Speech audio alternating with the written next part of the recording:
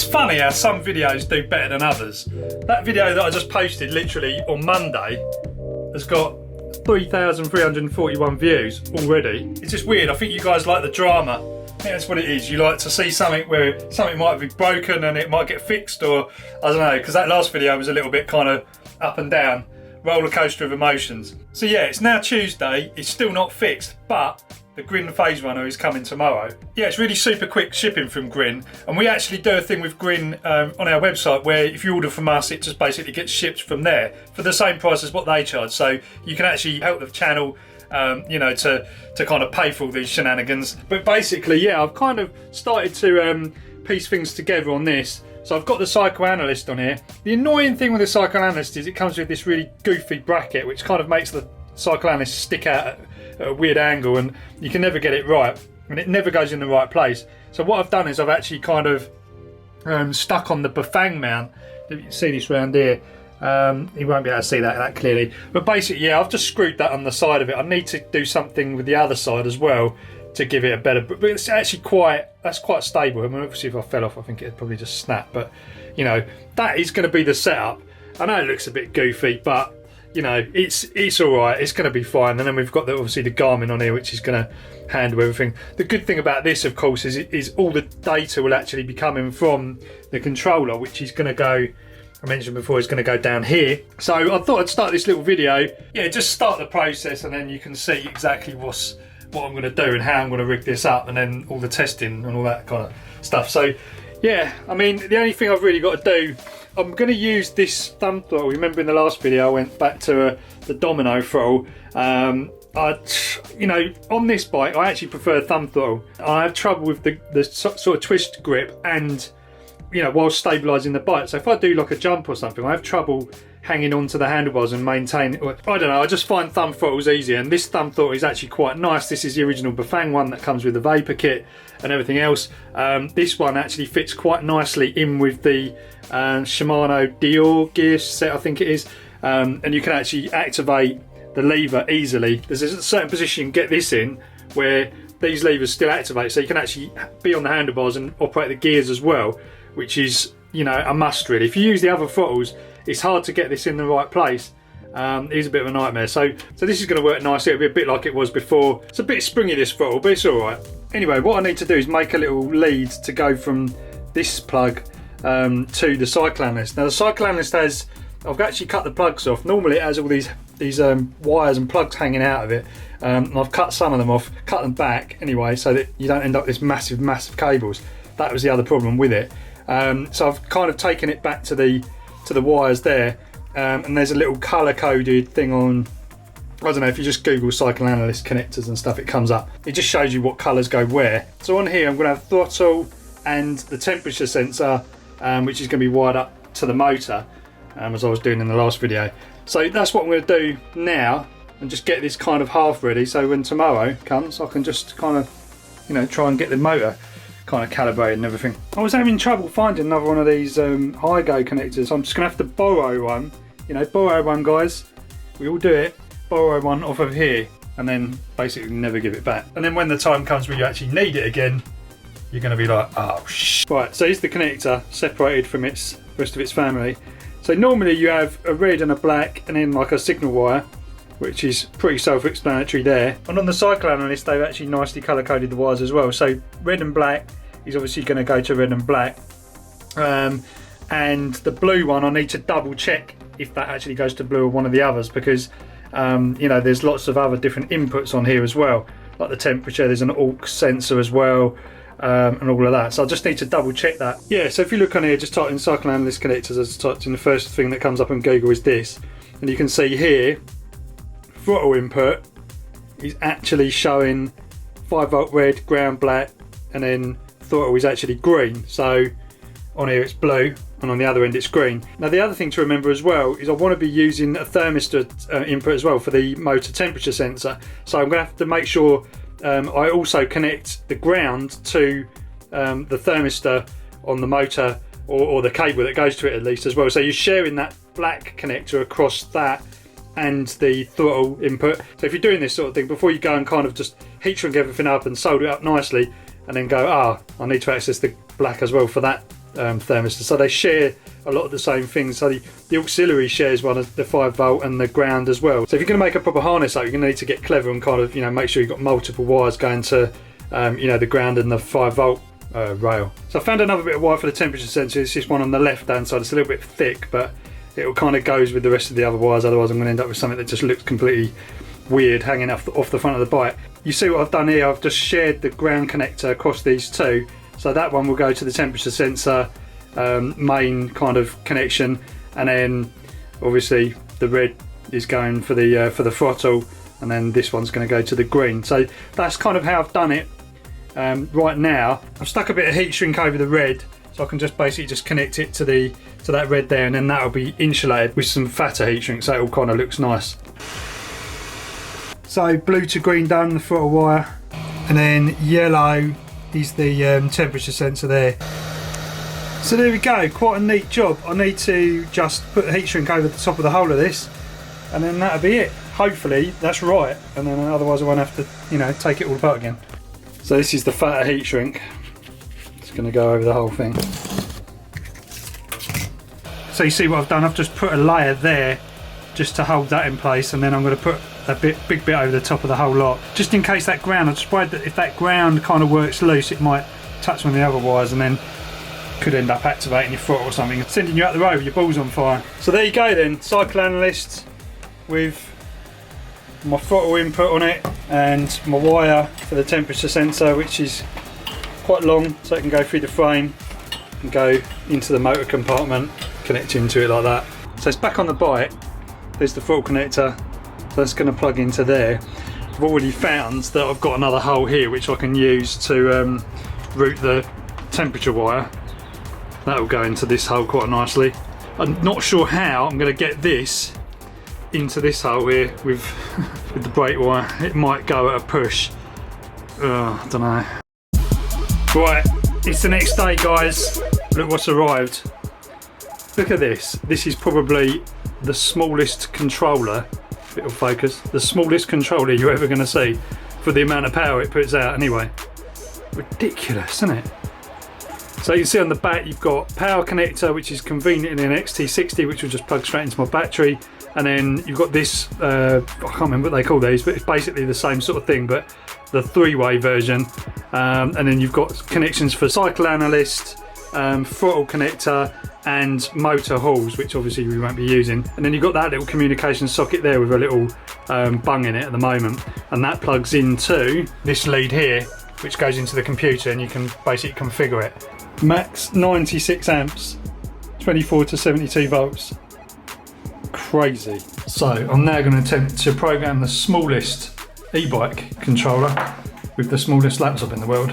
So I've got the Grin Phaserunner suite running on this little tiny little laptop, and you can basically access all the settings on here. So this is going to be good because it means, you know, I don't have to lug the big computer into there. So you can see already there's a lot of settings in here, so should allow you to tune it right up to exactly the way you want it. So you can already see in here that there is actually a sensorless mode here which you can use, so that is a really good start. Okay, so back in the workshop. So last night I actually just wired up the temperature sensor, so there was wires hanging out here and I've just kind of routed them outside. I'm not going to be able to put this through the frame again without taking this motor off again, so that's just going to have to wait. So I'm just going to run it through here for now. Obviously it's all rigged up to this now.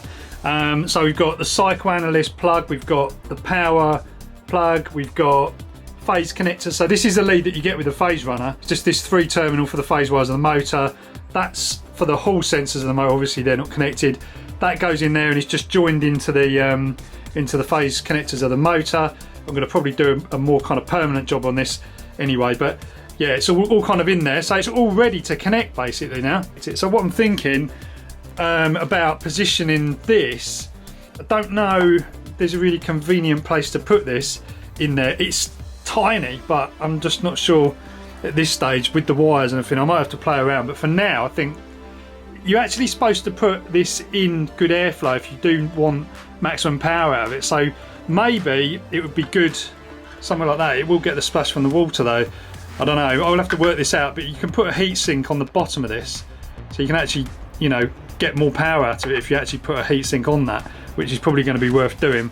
For now, I might just kind of stick it up here and just kind of get it all tuned in, and then that can be my testing setup, and then I can work out how to make it a little bit more permanent later. Got the little laptop here as well, and the green USB to serial adapter, which has got that 3 kind of, it's like an audio plug basically, find the end of it. One of them, and this is also used to program this, because you've got one of those on that, so you can actually program the cycle analyst. We're ready to basically just start playing around. Let the fun begin. Right, it is now a couple of days later. I'm feeling absolutely shocking because I've got some kind of weird cold thing that's just turned up, and I've been playing around with this for I don't know how long it has been, but I've been playing around with this for quite a long time, trying to get this working. So now we're at a stage where we've got it working. It needs probably to be tuned up a little bit, but I've been playing around with some settings, and I can tell you guys, it is flipping insane what this thing does. Look, watch this. Didn't do that before. So the settings I've got at the moment for testing, I've got the power set to about 2,250 watts. I have done a little test up the road, and it does pull 2,000 watts out of this battery, no problem at all. The phase amps are up at 90. Now that's probably going to be too much. I don't think we're going to be able to continue to have 90 amps. I'm not sure. I've just brought the laptop back in here because it's way too noisy. Anyway, it's in sensorless mode. It's picked that for itself. Battery current, I've pushed the battery up to 45 amps. I think that's about the limit for this battery. Regen I've turned off because it's a geared motor with a free wheel, so it's not going to work. Wheel diameter, that hasn't been set. Now, I haven't fiddled around with the sensor starting map yet because I did this before and I really messed it up. So I'm going to kind of do a bit more reading on this and work that out. It seems to be starting okay. There is a little bit of an issue, sort of somewhere in the middle of the throttle range. It kind of judders a bit. Throttle brake map, that's pretty much set to what it was by default. There's some other settings which I haven't touched as well. So that's kind of where it's at the moment. I mean, there's a lot of settings. I love the fact that it is so tunable. But I've got a feeling I'm going to be tweaking this for quite a while. But the good thing is it works and it's faster than before, so I have achieved what I was set out to do in the first place, which is really good. Right, we're out on a little test run then. Tell you what, this weather's turned now. So I haven't changed any more settings. I've just literally just kind of taken out the road with the settings that I just showed you. So, you know, I've got a little bit of throttle on. Running what, 300 watts there, something like that. The first thing I've noticed is I've activated this free wheel function, which basically keeps the motor spinning. I don't know if you can hear it, but it's actually just running. And the idea of that is so that it will pick up a lot easier because it's already spinning, because obviously we're running sensorless mode. I think that's the idea with it. So yeah, and the other thing I've noticed is the ramp up on the throttle is actually quite sedate. So basically I'm just going to take this around, you know, this little I don't know, trail, green lane type thing, just to see, you know, what I need to actually do when I come back. So I'll give it a bit of beans now. There's a little rough patch. Right, so that's 2,000 watt flipping heck. Jeepers, that carrying some speed there. I was just looking down at the cycle analyst. Yeah, that is significantly quicker. Oh, look at these little pheasants. That is significantly quicker than it was before. I mean, the normal Bafang controller runs at about 30 amps maximum. That's the standard, and that does well. You know, that creates a good amount of power. I just realised I haven't reset the cycle analyst, have I? That's the other thing you've got to do. You've got to remember to. So yeah, there you go, 58 volts. This battery's fully charged. So yeah, we'll just go for a little blast about, see what happens.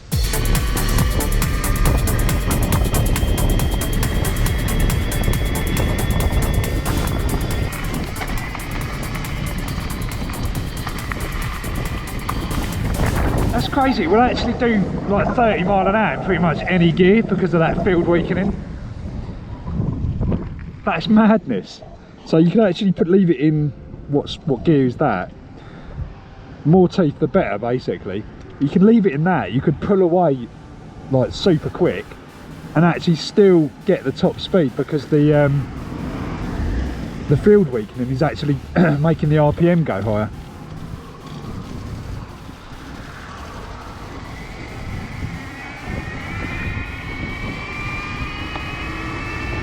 Crazy.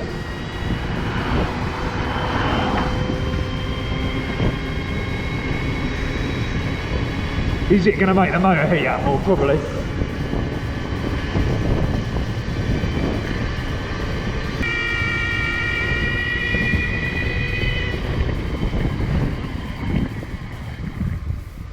Right, so what I might do now, I'm just going to check. It's saying 57, what's it saying? 57 degrees. Doesn't feel, obviously it's a lot hotter inside, isn't it? But I wouldn't have said that any worse than what it was previously. Okay, if you're going by that on the other controller, I mean, I haven't been riding as long as I normally do, so it's definitely hitting up quicker. Yeah, I just want to sort out this throttle so that it picks up a bit quicker. That's all I want to do, really. So let's just try it on a really high gear, see what happens.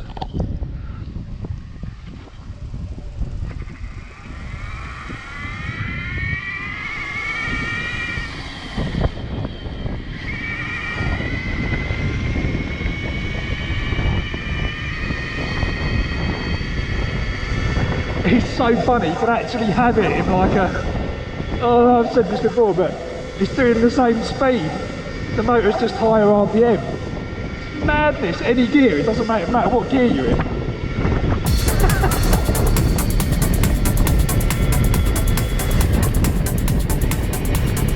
I reckon the optimum gear is probably, I don't know. Right guys, I'm back in here. I'm just fiddling with this startup, because not the sensorless startup, I don't think I'm going to fiddle with that just yet, but what I want to do is want to try and make the acceleration quicker on the throttle, because there was like a kind of delay. Like, I think the ramp up torque is just set too low. So if we look at the settings here, I've already changed it to 100 milliseconds and it's made a bit of difference. So what I'm going to try doing is turn it right back down. This is a trick that I do in the it's not really a trick, but this is what I do with the Savviton settings. I just turn this you know, right down, so it gives you, I mean, it's bonkers on the Savviton because it will just pull a wheelie so easy. But yeah, I might go down to like 40. No, let's go a bit lower. Let's go 30 milliseconds and we'll try that.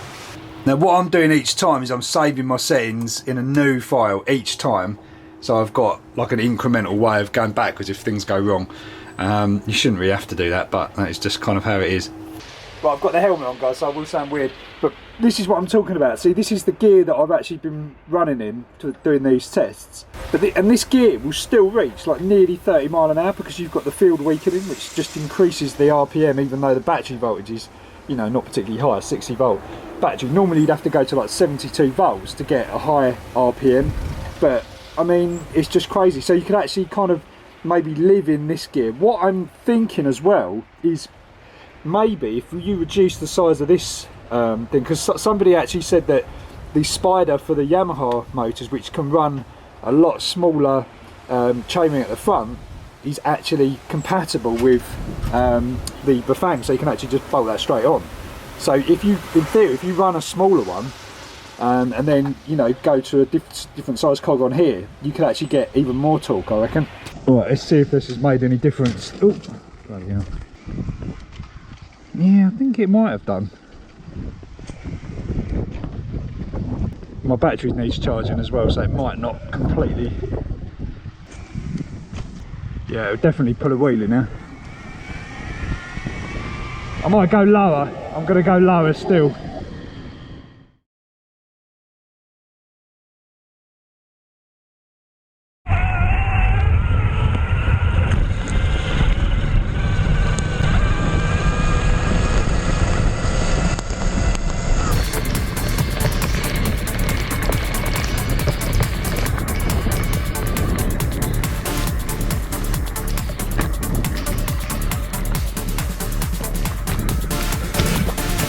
These have got some grip, I'll tell you what, these tires have got some grip.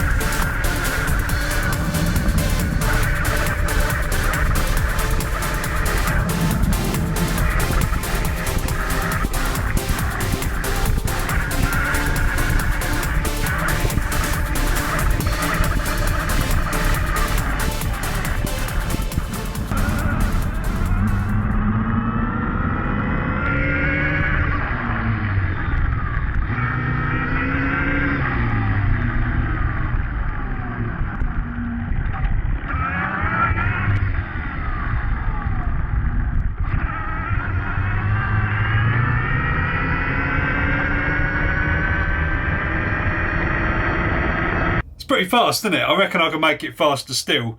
Next stage is going to be 72 volts on this bad boy.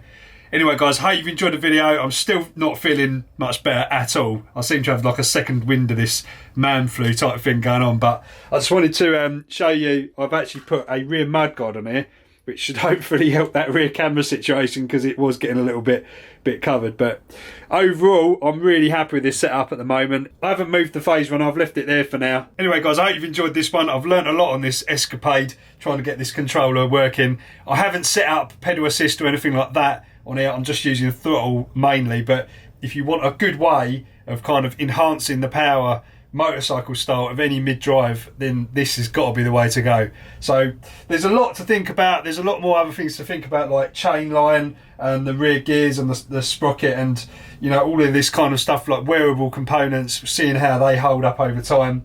I've got some ideas for that, so I'll be no doubt covering those in kind of other videos and stuff like that. So anyway guys, hope you've enjoyed it. Don't forget to follow me on Instagram because I'm doing stories and there's loads of stuff on there, like in between, behind the scenes and all that kind of stuff. And yeah, subscribe, like, do all the usual stuff, and I'll catch you in the next video guys.